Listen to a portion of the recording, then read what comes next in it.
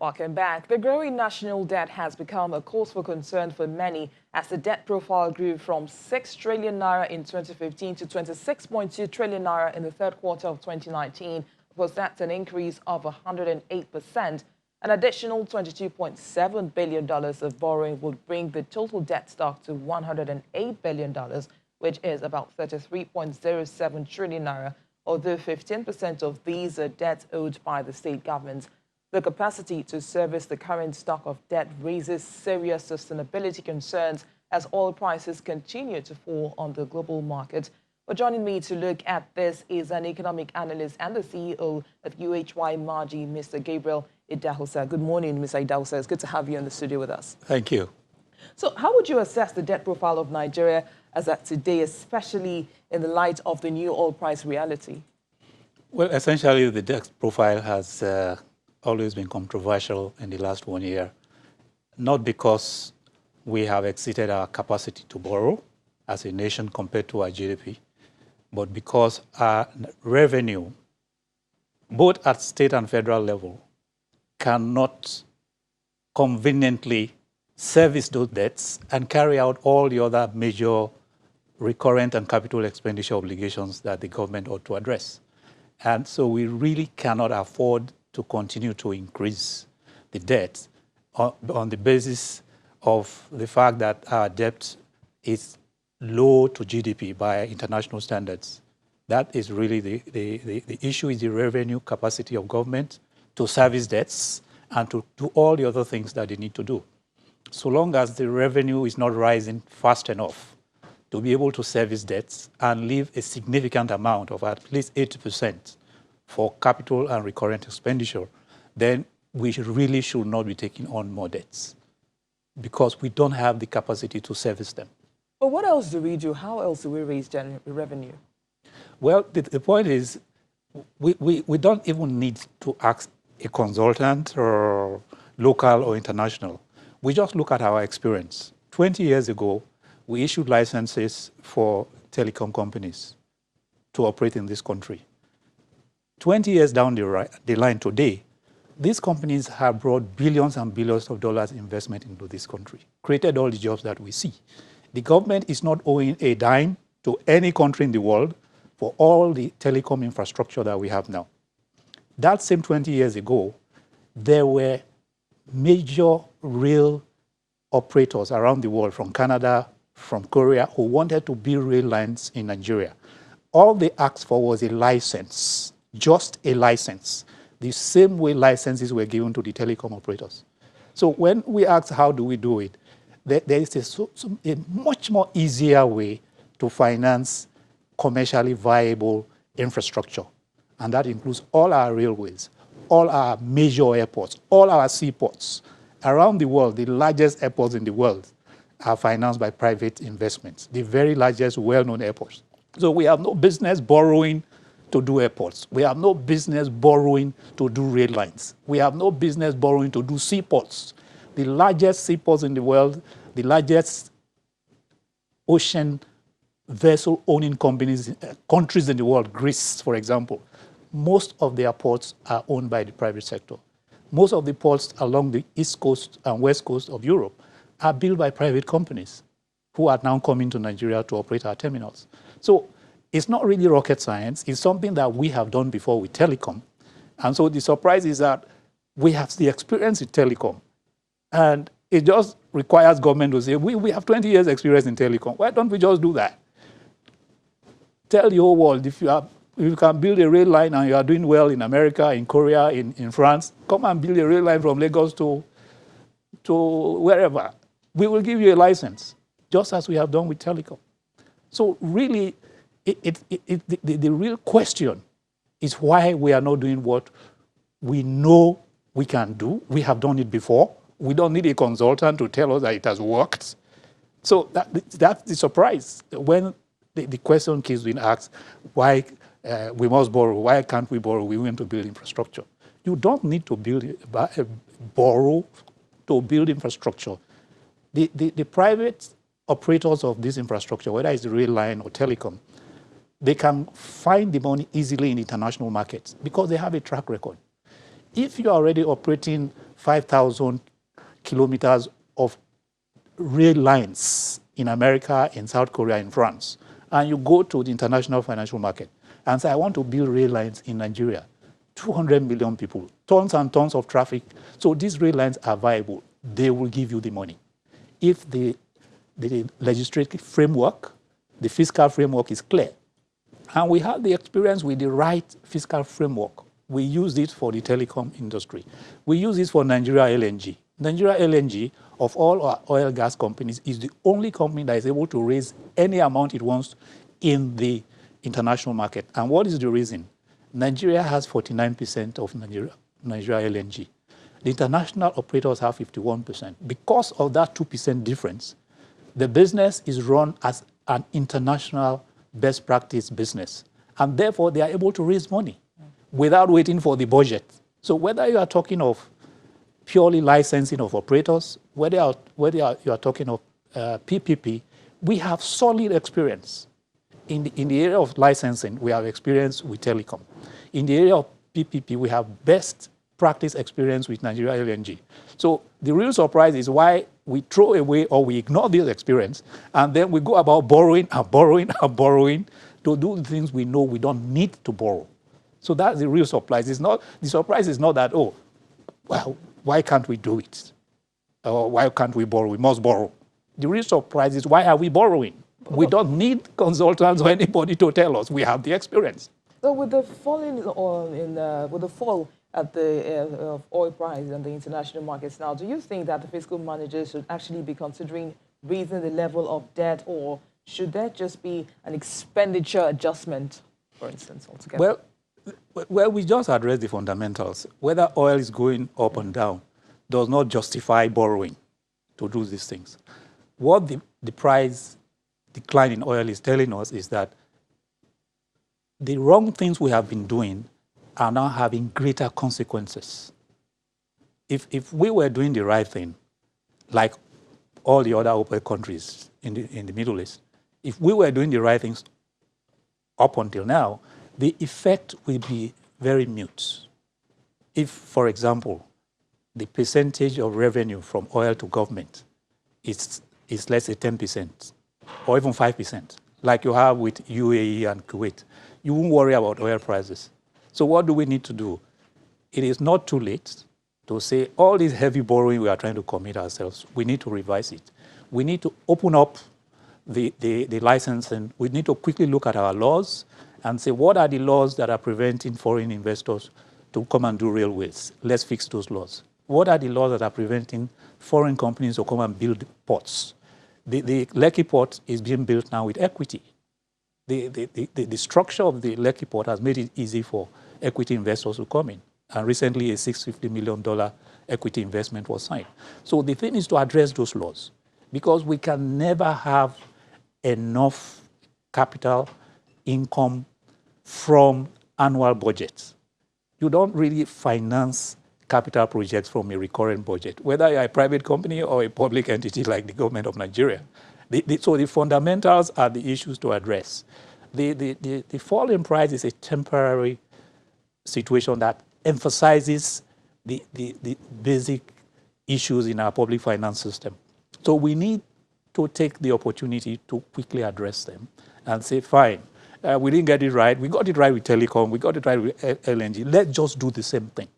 And then free up enough of the revenue to address social obligations where we cannot get, obviously, private capital. Health, for example, education, roads that are not on the highways that require community or local government, the major roads you can build with proper funding. So the picture really is clear. It is the capacity of government to free itself from the kind of political pressures that are preventing government from doing those things. For example, government wants to issue a license to build rail lines, and a whole lot of vested interests from rail line contractors to people working rail lines say, no, you can't allow people to come and do it. It happened with telecom for many years until the year 2000 or thereabouts, where government said we are going ahead anyway, and they issued licenses. Government has to decide that we have suffered enough from our own inability to take decisions we need to take, open up the investment opportunities. There are people out there who want to invest in Nigeria. The reason being that there is no other country in the world, 200 million people, with a lot of opportunities of young people, a growing economy that can grow much faster. There's no other country like that in the world. So the investors have the money, they're willing to come. All they have said is, let's look at your policy framework. Let's look at your legal framework. Just fix a few things because we have templates. We have templates in telecom, we have in Nigeria LNG. So we don't really need any heavy duty work, but just the will on the part of the executive and the legislature to say, just bring up the papers for telecom. In place of telecom, just put railway in all the papers and look, let's pass it and move on. Now, looking at the debt to GDP now, which is an indicator that suggests that Nigeria is not over-leveraged, but is there still headroom to continue to borrow? I know that you said a lot about that, but in spite, considering the debt service to revenue ratio now. The issue is not whether there's room to borrow within the current revenue projections and capacity. The question is, in fact, long past. A year or two ago, we had exceeded our capacity to service. Because when you spend more than 50% of your revenue to service debts, then this government is now set up to service debts. And the government of Nigeria, the primary obligation of the government of Nigeria is not to service debts. So when you cross 40 to 50%, even 30% of your revenue to service debts, so it calls the question, where is this government set up to service debts? Now we are doing about 60 to 70% of our revenue.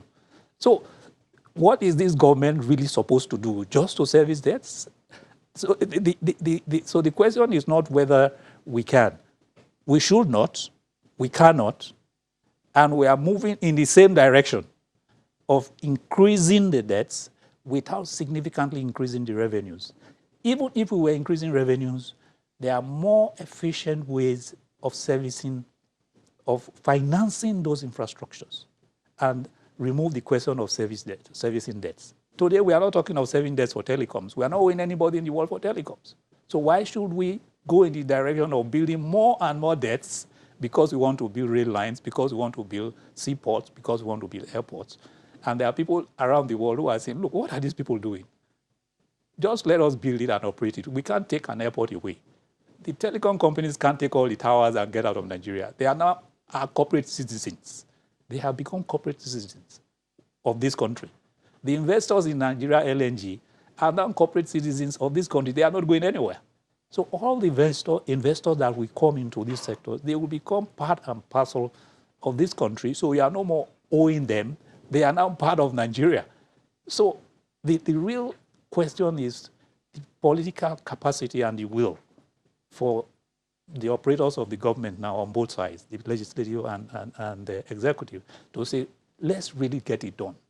Because there's no reason why it is not being done, other than people not just being able to withstand the pressure from vested interests. People who are going to lose all kinds of opportunities because they are no more going to have their hands in the railways or in the seaports. And this is just like we had the old NITEL, Nigerian Telecommunications. Most people have forgotten about it. The people who had vested interest in NITEL didn't want all these telecom operators to come. But we all see what has happened in 20 years. And what we are saying is exactly what has happened ought to have happened and should happen. Government should accept that we are starting late, but we need to open up, get the investors to come and stop this round and round of borrowing and more borrowing and more borrowing and more borrowing and less resources to finance what government ought to finance.